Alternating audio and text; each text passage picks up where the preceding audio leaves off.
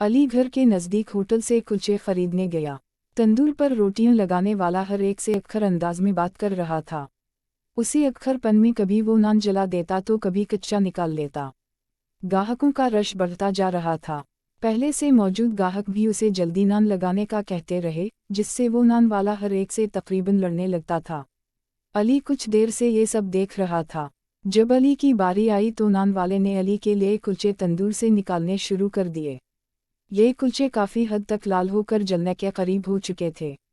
अली ने कुलचे देखकर नान वाले से कहा, तुम माशा अल्लाह बहुत अच्छे कारीगर लगते हो। इस तरह के कुलचे जो जले भी ना हों कोई आम आदमी नहीं लगा सकता।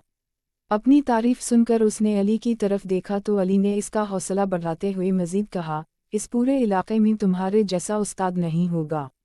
ये बात सुनकर तंदूर वाले को जैसे भरपूर तवानाई मिल गई।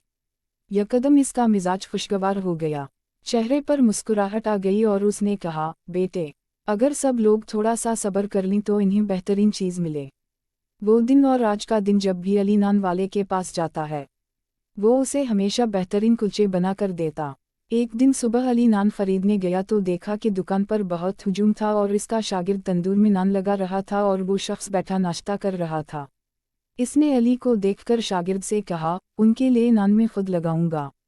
ये कहकर उसने जल्दी जल्दी नाश्ता ख़त्म किया और तंदूर पर आ गया।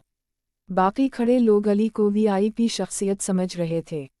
अली सोच रहा था कि मैंने नबी करीम सल्लल्लाहु अलैहि वसल्लम के सिर्फ एक कौल पर अमल किया कि दूसरों से अखलाक और शफ़क़त से पेश आओ। इसके बदले मुझे इतनी उम्दा और ख़ास तवज्जो मिलने लगी।